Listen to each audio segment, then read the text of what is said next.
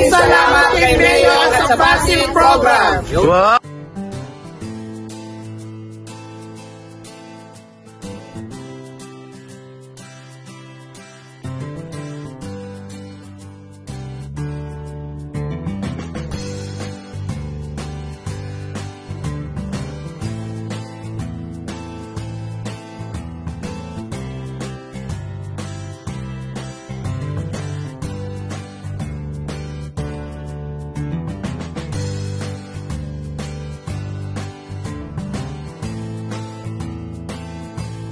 Ayan guys, mulit-muling maglalaboy si Buknoy Palaboy TV. Ayan, naispatan natin ang isa sa napakaganda at malinis na ilog dito sa Dila Bay, Laguna, Salang Bato. At syempre nandito ang kanilang barangay captain na si Sir Per Kamalate. Ito po ang unang-una po nagpapasalamat kami kay Mayor sa suporta na ibinibigay niya sa amin. At syempre sa Municipal Agriculture Office. Ano po yung advocacy natin dito sa ating kapaligiran dito sa Dila Bay, Laguna? Dito po, ang advocacy po natin, mapangalagaan itong ating ilog o sapa na sa ganon ay ang makikinabang ay ang ating mga kabarangay. Dahil kung malinis ang ating sapa, ang isda ay ay magiging maganda ang paglaki ng ating isda. At inatasan ko nga ang ating mga barangay na panatilihin na sabihan ng ating mga community rito sa Salang Bato na huwag magtatapon ng basura. At sila ang magiging mata na sitahin yung mangunguryente rito. Kasi yung inuhulog natin na isda at kung ito ay kukuryentehin ay mababansot ang paglaki. So ayan sir, salamat po. Isang mapagpalang umaga at pinaunlakan niyo po si Buknoy Palaboy TV.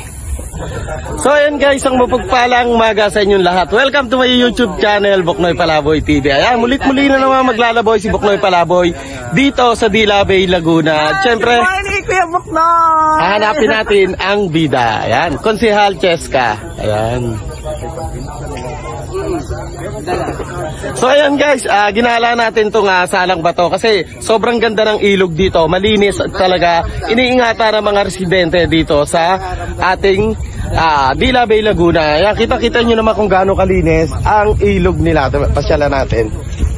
So ayan guys, ayan, kaya gumala kayo si Buknoy Palaboy syempre para makita ang kagandahan ng ilog dito sa Dila Bay, Laguna. Ito ay ang Salang Bato. So ayan, talaga namang nakaka-relax yung simoy ng hangin na talaga namang sariwang-sariwa at syempre yung mga ani nilang tanim nilang mga palay na talaga namang ayan, mayabong na. So ayan, pangalagaan natin ang sapa, ilog, lawa dito sa bayan ng Bae. At syempre buong Laguna, syempre buong Pilipinas. So ayan, isang mapagpalang umaga sa inyong lahat mula kay Buknoy Palaboy TV. So ayan guys, mulit-muli na naman naglalaboy si Buknoy Palaboy. At syempre laging bida ng karsada ang ating hinahanap ngayong umaga. Syempre nandito si Sir. Sir, ano pangalan mo? Barangay Tanod ng Barangay Dila.